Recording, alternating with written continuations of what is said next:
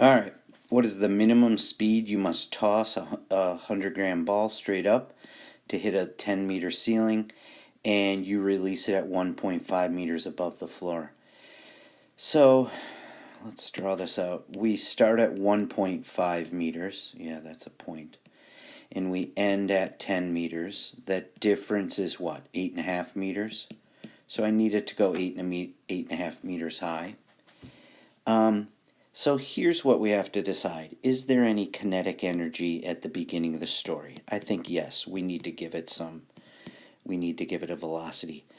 Does it have any gravitational potential? It does. It's 1.5 meters off the ground. And we probably will just use the 1.5 and the 10. The 8.5 will come out in the wash. You'll see that in a second.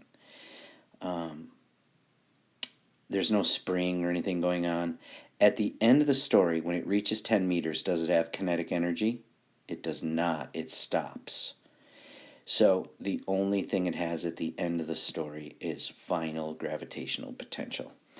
So I'm going to use the 1.5 and the 10. This probably would work if I used the 8.5, but I just kind of like to show you how these numbers will cancel out, and you'll get there anyway. So let's go 1/2 mv squared plus mgy equals mgy. This is initial, this is final, that's my initial velocity. So this is going to be 0.5. Why is he writing 0.100 kilograms? Because I converted grams to kilograms. My velocity initial is the question mark. My mass is still 0.100 kilograms. Hey, I wonder if we could have left mass out of this. I'll show you how that works in a second. Gravity is 9.8 meters per second squared. And the height initial is 1.5 meters. And this equals mass, which is 0.100 kilograms. Gravity still 9.8 meters per second squared. And my final height needs to be 10 meters. When mass is everywhere, it's really nowhere. If you want, you can just kind of ignore those. So I'm going to have 0.5 VI squared, and 9.8 times 1.5. 9.8 times 1.5 gives me 14.7. Now I took kilograms out, so this is meters squared over seconds squared, and this equals 98. I'm over here now. Meters squared, seconds squared. I am going to have to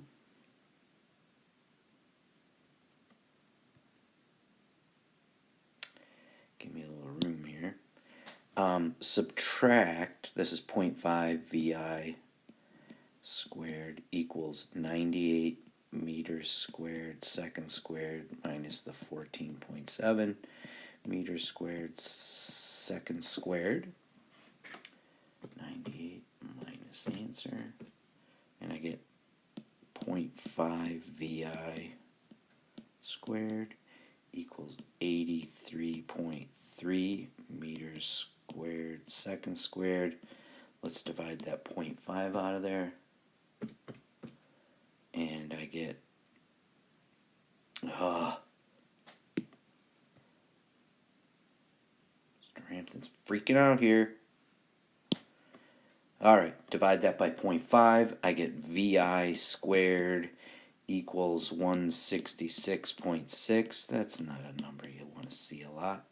Let's square root both sides. Square root of answer gives me a whopping initial velocity of 12.9 meters per second. Alright, with what speed does the ball hit the floor? This is all its PE at the top of the path, and it's going to be kinetic energy at the bottom. Mass is going to be in both sides, so it's irrelevant. So it's going to be gravity times height initial equals 0.5 velocity final, but that's squared.